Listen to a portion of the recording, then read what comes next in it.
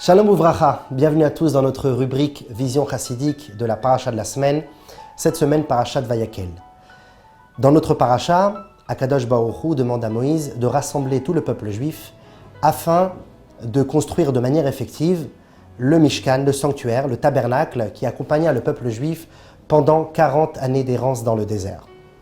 Cependant, fait étrange, au début de notre paracha, au lieu d'attaquer tout de suite l'assemblage, le montage, la construction, l'embellissement du Mishkan, la Torah nous rappelle un ordre, une injonction divine, une que nous connaissons très bien chaque semaine, le Shabbat.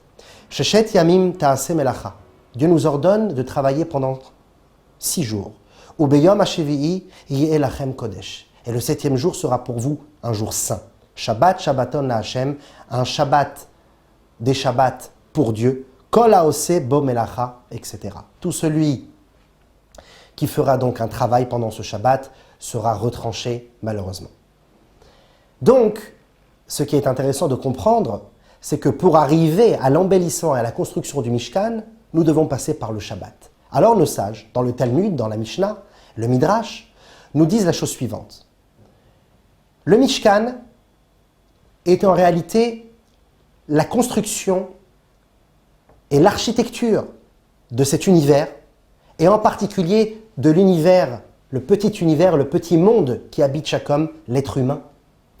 Ce Mishkan est à construire, à embellir. Il faut amener des présents, il faut faire des prélèvements, des concessions.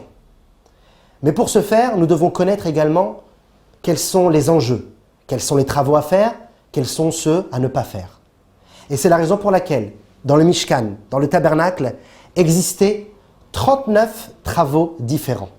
Pourquoi 39 ? Nous allons le voir dans un instant.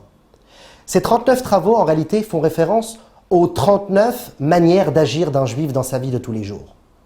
Et les travaux à pratiquer au jour le jour dans notre vie étaient donc faits dans le Mishkan, mais doivent être aussi également accomplis par un juif dans sa vie de tous les jours, tel un Mishkan qu'il est en train de construire. Il doit, Sheshet Yamim Ta'avod, c'est un ordre, 6 jours tu travailleras. Car l'homme est né pour travailler, comme dit nos sages. Il est né, qui Adam, l'Amal Yulad. Car l'homme est né pour le labeur, le travail, la fatigue, l'effort. Cela dit, pour arriver à cet effort, il faut connaître ses traits de caractère, il faut connaître l'enjeu de ce que nous pouvons faire, ce que nous ne pouvons pas faire. Effectivement, les 39 travaux, le chiffre 39 n'est pas anodin. 39 en hébreu, c'est lamed tête. Lamed 30 et 9 c'est tête. Lamed tête peut être lu dans les deux sens. Soit Lot, le neveu d'Abraham, ou soit Tal, la rosée. Nous avons deux manières de pouvoir interagir dans notre vie de tous les jours, dans notre Mishkan personnel. Soit devenir un Lot, c'est-à-dire que tous les travaux que nous exécutons dans notre vie de tous les jours n'est purement que pour la matérialité, l'argent, le pouvoir, la vie physique. Lot qui s'est séparé d'Abraham, qui s'est séparé de la pureté, afin d'aller en fin de compte malheureusement dans une ville des plus perverses, Sodome et Amora, Sodome et Gomorrhe. Il s'est détaché de la pureté pour devenir quelqu'un de pervers avec tous les gens, tous les habitants de cette ville, car les 39 travaux, 39 ici le Lot, étaient pour lui purement et simplement physiques, matériels, juste pour le travail. Alors qu'on peut devenir d'un autre côté une Tal qui veut dire la rosée. La rosée, nos sages nous disent, et aujourd'hui c'est confirmé par la science, que la rosée, la majorité de la rosée, cette fameuse pluie invisible que nous voyons au petit matin sur l'herbe fraîche, la rosée arrive principalement grâce à des pluies cosmiques. Effectivement, une comète, qui est un gros morceau de glace qui traverse notre univers, eh bien cela arrive, et effectivement par milliers par an, que les comètes tombent sur notre planète. Baruch Hashem, grâce à Dieu, a formé une atmosphère qui permet de désintégrer la comète et de rendre ce morceau de glace de l'eau. Et les sages de nous dire qu'il y a sur Terre plus d'eau du cosmos que de l'eau terrestre. Et nous nous abreuvons en réalité de l'eau cosmique, de l'eau élevée de l'univers. Et la rosée est faite principalement de cette eau. Mais elle est invisible. Elle est très élevée tout en étant soumise.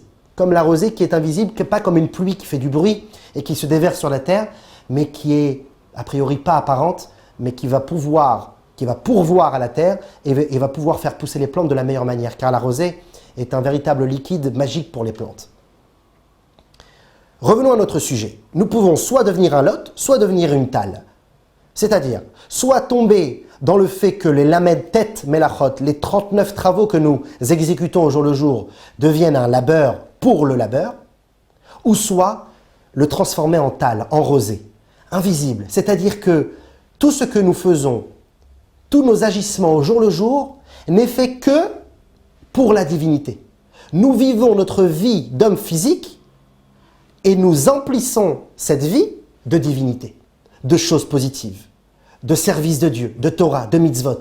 Et c'est là où nous interagissons à l'intérieur de nous-mêmes et nous construisons le Mishkan que chaque homme doit faire pour lui-même.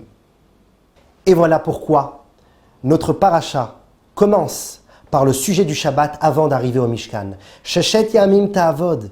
Pendant 6 jours, tu devras travailler. C'est un ordre parce que l'homme doit s'accomplir à travers le travail physique et matériel qu'il fait au jour le jour. Ce n'est pas parce que c'est matériel que c'est détaché de la spiritualité. Au contraire, tout est divinité. À nous de révéler cela. C'est la raison pour laquelle nos sages nous disent « Bechol derachecha da'eu » dans tous tes chemins, connais-le, reconnais-le en réalité. Reconnais Dieu dans la matière, dans les atomes, dans ton travail, dans ta famille.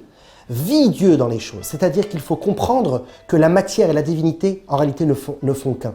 Bien sûr, pour l'instant, en tant que Mashiach n'est pas là, alors c'est un travail, un effort et presque une imagination que nous devons émettre pour pouvoir le vivre.